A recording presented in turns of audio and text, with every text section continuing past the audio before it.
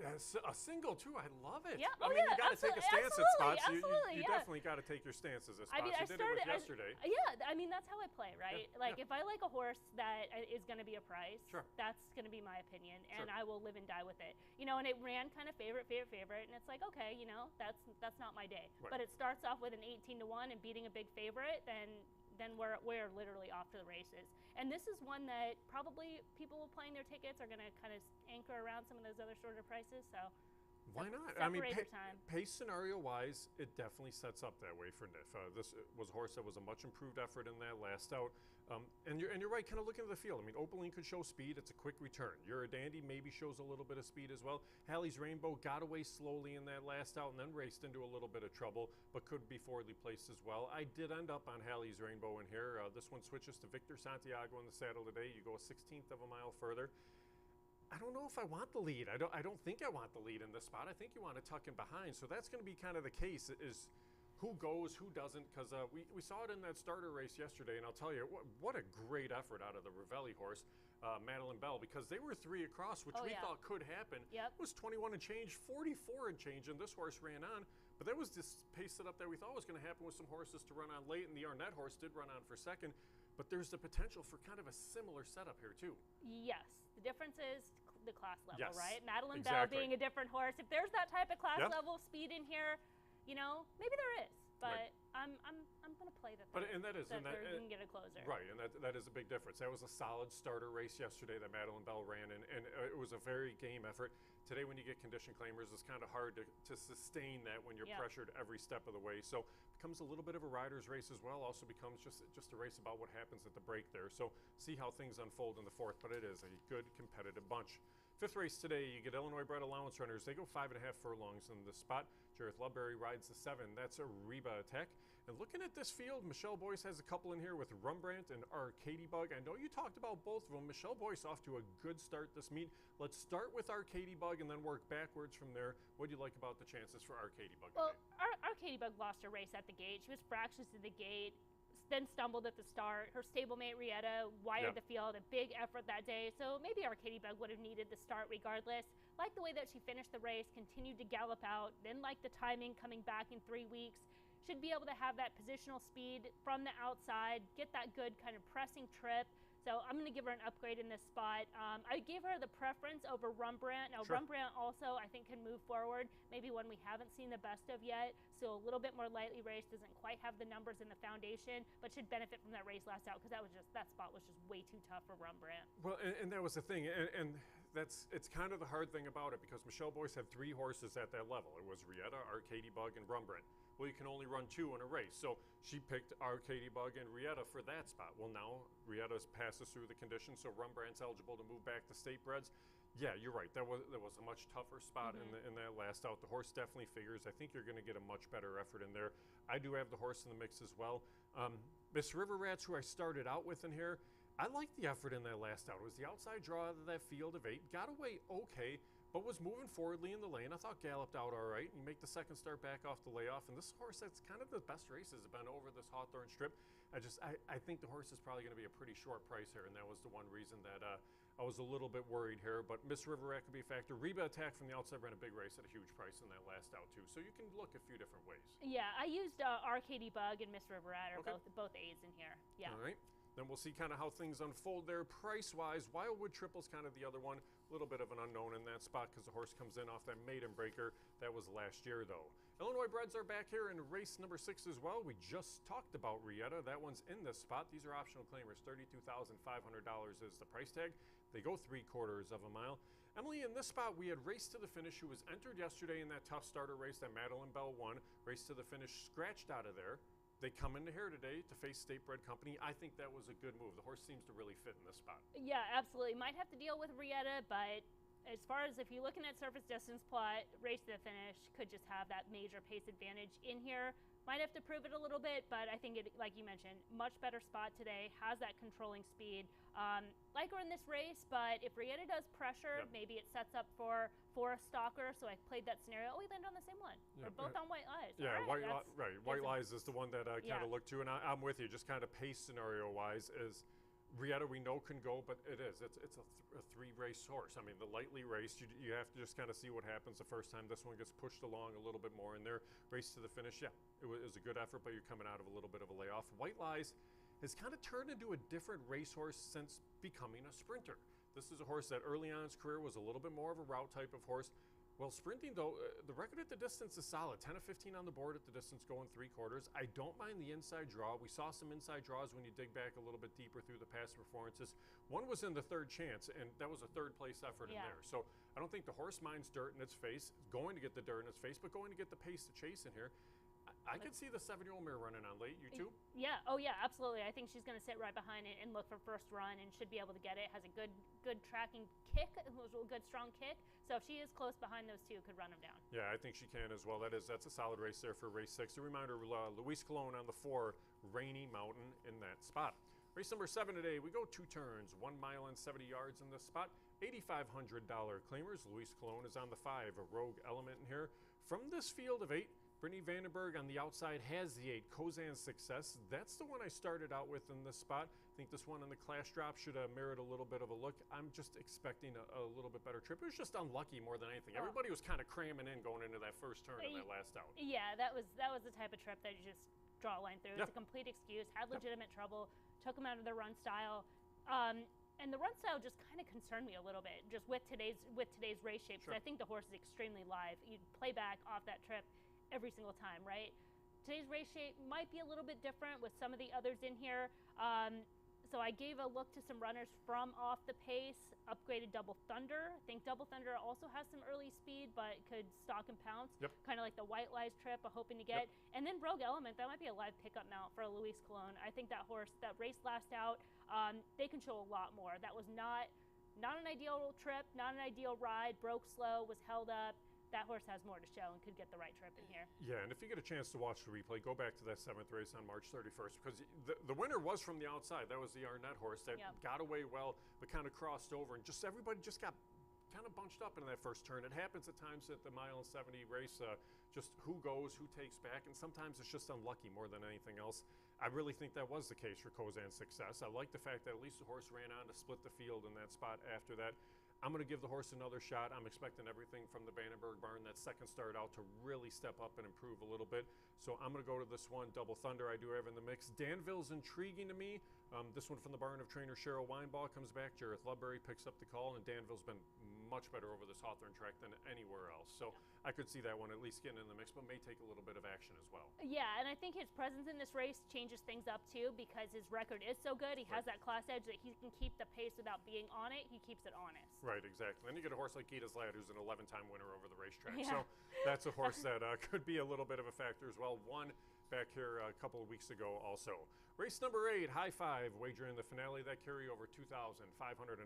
Scratch the 10, Not Very Gentle. Field of 9 lining up in here. And Emily, looking up and down this field, One Way Home was the horse that I landed on off that last out. I thought the horse may have even needed that start, because it was one work going into that race, 2 turns, and still hung on there until about mid-stretch. I think having the race under its belt should be able to show a little bit more. And this is a race that really doesn't appear to have a whole lot along the lines of early pace either. Yeah, exactly. And I went to the 9 Unified Weekend because I think Unified Weekend, just drawn outside of One Way Home, should just kind of be able to follow and put the pressure on, and hoping that one can outkick them late. But I kind of saw it the same way. I think that there's not a lot of speed. I think you want to have positional speed in this race, that's going to be the key. So either one of those two wouldn't surprise me. With Not Very Gentle out, that kind of changes things a little bit. Hoping Mr. Charming can get in for a share. I think that horse can definitely fit, show some tactical speed as well. Yeah, Mr. Charming's an intriguing racehorse, and I think that horse wants to go longer. This was a horse that went 5/8 of a mile on that first out. May have just been there to get a start, and comes back here, drops in for the $5,000 price tag. The horse was competitive at this level to close things out at the end of 2023, so could step up. And I think this is a horse that can step up at a little bit of a price. I did end up on One Way Home. Midnight Blue Note, just maybe a little bit of a sleeper underneath, but I'm with you. It's One Way Home over Unified Weekend for me in the finale as well. Literally one way home. Yeah, right. There's only one way home for that horse, and that's get on the lead and try to take him the whole way around to close out the racing day. So we will see if that is the case. But that's how we see things for the 8 races here on this Sunday afternoon. We're going to flip back and take a look at the field for the opener. So in race number 1, we offer Win Play Show, Exacta, Trifecta, Superfecta, double, pick 3, place pick 8, and the pick 5 a wager. And in race 1, you get a field of 7 to line up. These are conditioned $5,000 claimers in the first. Emily, from this field of 7, 2-1 favorite on the board right now is the one, Jolie Ruler from the barn of trainer Francisco Ramos. Let's start with that one and then kind of work from there as the horses are slowly making their way over to the paddock. Yeah, got a good race last out, had a subtle trip, shuffled back early, then made a move. The winner of the race was the open length pace setting 1-9 winner Lily's Woofy. So just wasn't going to beat her that day. Gives her another look back in this spot and just should be able to get the right stalking trip. Sitting behind Cooking Roses and look for that first run seems very well met. Short price right now, but I think a logical favorite. Yeah, a logical favorite for sure. This is a horse that looks okay on the walkover. Just kind of running style-wise suits, and a horse likes the track, and I'm with you. And I think if going to sit right there around 2-1, that's probably about a fair price and about what you could expect here for the opener. After that, let's shift over to the 3 horse. That's Sweet Nelly. Sweet Nelly from the barn of trainer Cody Rosine. Eduardo Gallardo gets the call today. Sweet Nelly coming in off a victory in that last out. You get a look at her right there.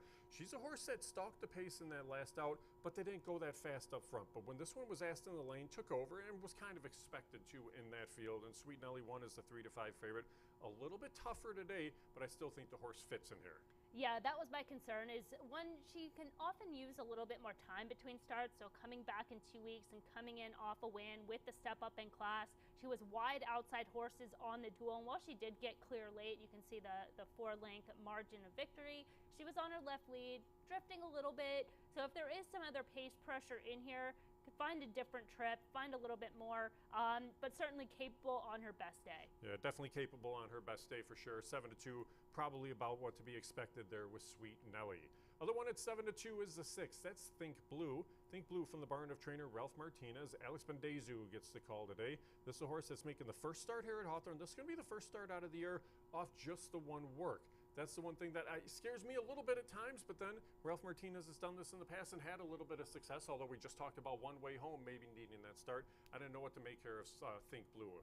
Yeah, I think sometimes it depends on the individual, right? Like horses, sometimes when you look at the stats, you're like, oh, they're not good one off a layoff. Right. But then Crankshaft opening week, that was the type of horse that runs really well off a layoff. He's just that type of horse. As far as Think Blue is making that first local start, is coming off the layoff. Looking at the race off the layoff in the past, not their best races. Typically is like second off, third off, racing into shape. That gave me a little bit of a concern, plus also the run style. Wants to be on or near the lead, and she might be cooking with Cooking Roses up front. Yeah, and we'll shift over to the 5 Cooking Roses, because that is a horse, like you said, wants to be on or near the lead. This one wants to be on the lead, and Cooking Roses just wings it from the get-go, goes as fast as they can for as long as they can. She's had a little bit more success even recently carrying that speed a little bit further, because it took her some time to break her maiden. But Cooking Roses, she just goes, and if speed's holding, she's going to be in the mix the whole way around. She's got just the one win at the distance here, but I expect she's going to be on the front end. Yeah, exactly. I mean, you just know a horse like that, she's not a big win machine, and her one way of winning is getting out in front. So let the horse do what she wants to do. Second off, well, one thing I will note, coming off the second place finish 2 weeks ago, she was a little fractious in the gate. The front wraps were on that day. The front wraps are back on today. So just a couple things, but you know where she's going to be early on in the race. Yeah, exactly. She'll be on the front from the get-go. The 4 in here is Helen May's Song. Helen May's Song gets Julio Felix in the saddle for trainer Jim Watkins. I like this horse in that last out. The betting public did as well, too. She was bet all the way down to even money. She had a little bit of trouble in that race and then just kind of raced evenly the whole way around. She's got ability. She's faced similar company in the past with success. But again, her running style is kind of get into the mix early on and then see what she can do with that speed too.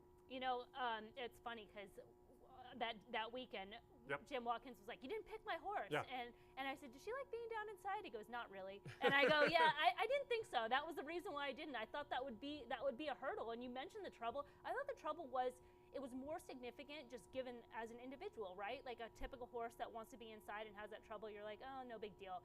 But she just was never comfortable. She was tight inside, along the inside. She has more early speed. She didn't get out of the gate all that well. So getting that start under her belt, I think, is definitely preferred, but could just be another one that gets up in that early mix. Yeah, she's not a bad-looking racehorse by any means walking good in the paddock. She definitely gives a good impression. And we just saw Jim Watkins. He's matching. They're both wearing yellow. Well, there you go. Let's flip over to the 2-horse. That's Miss Windy Slew. She's one of the 2 long shots in this race. Miss Windy Slew from the barn of trainer Fernando Bahena. Carlos Ulloa gets the call today. This one raced on that sloppy day back on April the 7th. Wheels back just 1 week off that start. Had a little bit of run. It was a little bit too late of run, but that was also against tougher company. I tend to wonder if this is a horse that maybe merits a little bit more of a look, just kind of based on how the race complexion could be, because this is a horse that should be able to run on a little bit late. Yeah, she has a look to me at 29 to 1 for sure. I mean, I think that she is a legitimate long shot in this race, making her 3rd start. Those races out at Oaklawn Park, they weren't great. They were much tougher. As far as the 2 races this season, back on opening day, that was that open length pace setting winner. She was behind horses, never looked comfortable, similar to Helen May's Song we just talked about. And then last week, there was poor weather conditions that day. There was the prior rains. She broke a step slow. She lost her footing coming out of the gate and just like was taking kickback. Just again, never looked comfortable. So if we haven't seen her best, this would be the time, and she's big odds in here to at least throw in the mix. I could put her in the mix underneath. I think she could definitely be a factor as well. And then lastly is the 7. That's Tap and Twine. Tap and Twine at 24 to 1. This one from the barn of trainer Chris Ryan. Another one that maybe on her best day can settle back early on and close up some ground late. And this is a horse that gets the bug rider, Rashawn Blanche, in the saddle. Yeah, probably benefits from moving outside as well. That's kind of where, if you look at her better races, the type of trip that she's had. Number-wise, maybe it's a little bit softer. On her best day, she did have that easy kind of lone lead out in front, but definitely will benefit from a race, and certainly one we'll see as the meet goes on, because she's one that can string races together, run back-to-back on short rest. Yep, so we'll see how things unfold. That's your field for the opener. We do have a fast track today. 50-cent pick 5. Wagering kicks off here in the first. Horses head out momentarily. What else you got? One more thing I'm going to add. We're eliminating the carryover in the place pick 8 starting next weekend. Right. So, but there will not be a carry. It's a mandatory payout today. Oh, there you go. It has to and be then mandatory today. All right. Yep. And going forward, no carryover. Right, exactly. So we'll have that going today. So yes, it'll be a mandatory payout today for the place pick 8. And then we will see how things unfold as we move forward with that. But no more carryover beginning next weekend, the 20th. That as well. Horses head out momentarily here for the opener. Good luck.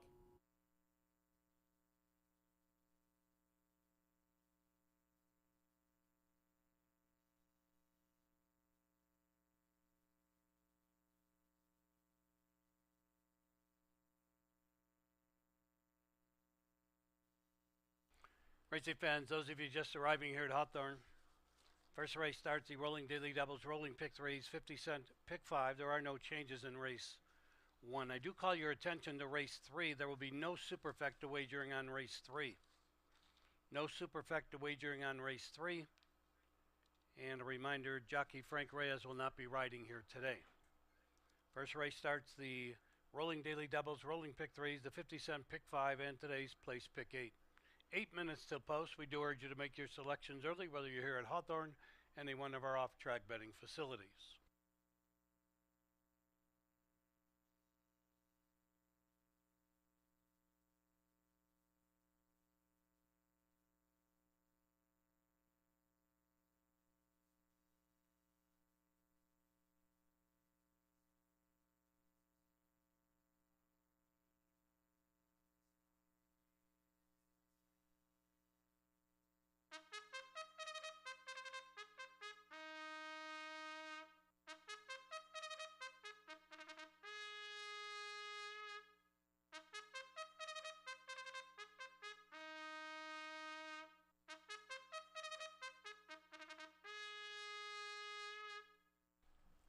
Coming on the track for the Sunday opener, they'll go 5 1/2 furlongs. Field of 7, there are no changes. Win, play, show, exacta, trifecta, superfecta. This race starts the rolling daily doubles, rolling pick 3s, the 50-cent pick 5, and the $1 place pick 8. Remember, here at Hawthorne, win, play, show pools has a low takeout of just 12%, and our place pick 8 pool has a low takeout of just 8%.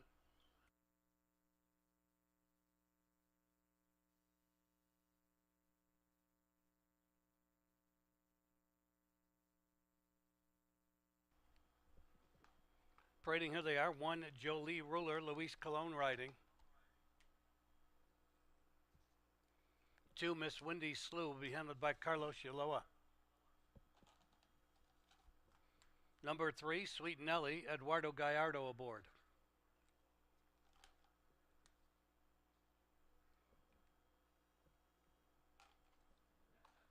Here's number 4, Helen May's Song, Julio Felix.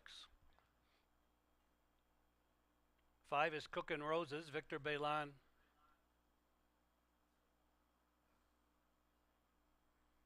6, Think Blue, Alexander Bendezu in the saddle. In number 7, Tap and Twine, Rashawn Blanche will bring her to the gate, and they'll all be there in about 6 minutes. Kick off the Sunday program here at Hawthorne Track Fast.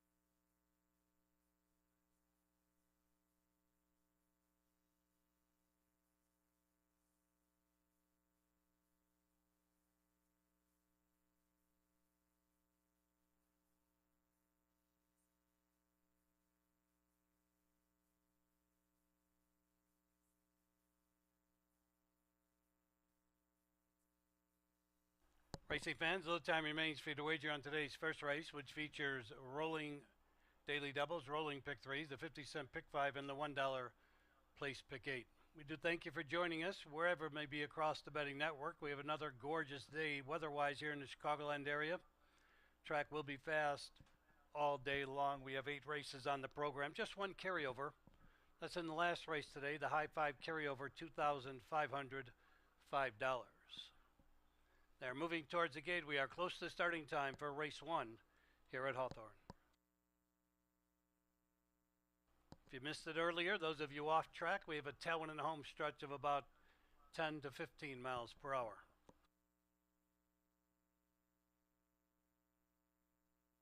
As of now.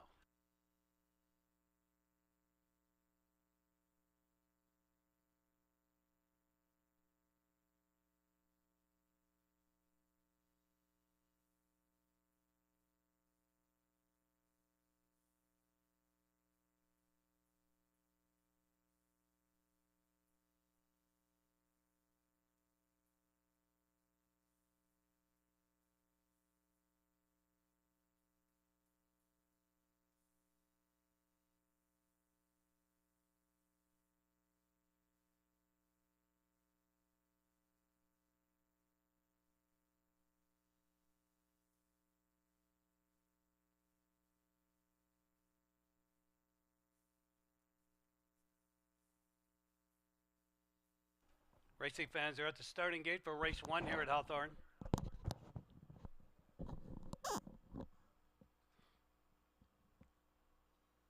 Horses are entering the starting gate.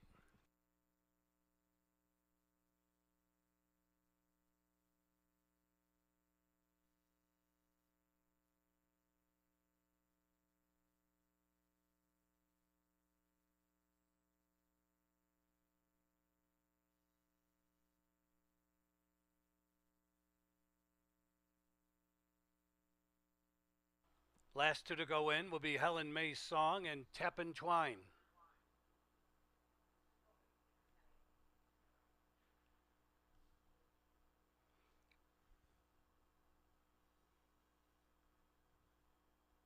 Tap and Twine will be the last to go in.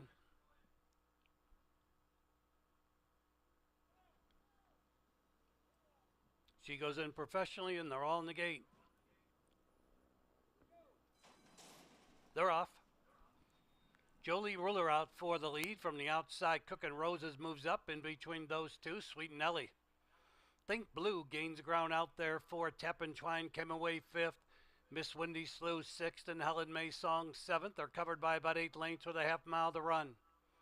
And it's Cookin' Roses up top now by 3. And around the turn they go. Cookin' Roses by 2.5, 3. And the outside, Think Blue gains ground 2nd, Sweet and Nelly right there on the rail 3rd. Tap and Twine out there 4th. Helen May Song towards the inside 5th.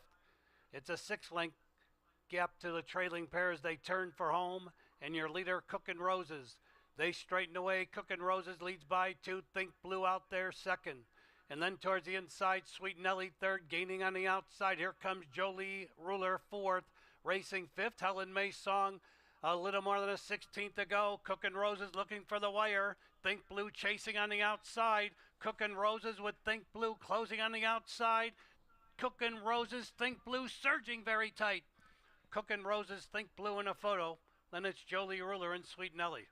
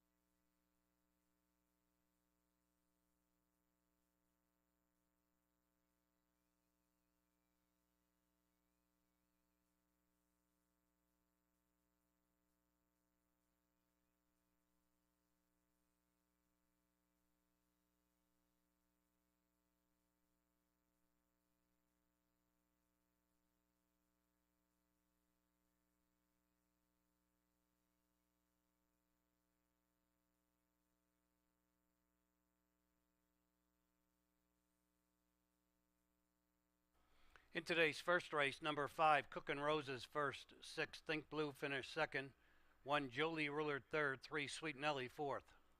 5613 is posted. It's unofficial.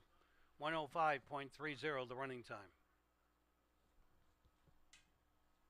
Returning the unofficial winner, 5, Cook and Roses. Cook and Roses owned by In His Favor stable of Michael Kostic. Max Quinones, the winning trainer. Victor Belan, the winning rider. Still unofficial.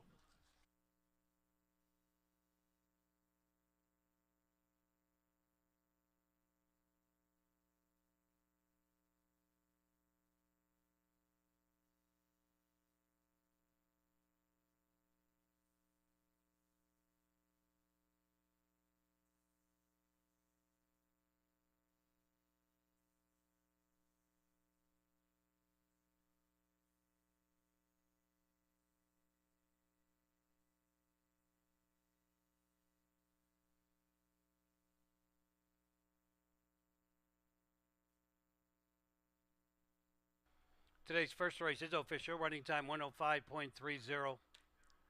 While we wait for prices, we had a couple claims. 1, Jolie Ruler was claimed. Ralph Martinez and Paul Martin, new owner. Ralph Martinez, new trainer, claims 1, Jolie Ruler. 3, Sweet Nelly was claimed. Robert Lunt, new owner. Arthur Kuntz, new trainer, claims 3, Sweet Nelly.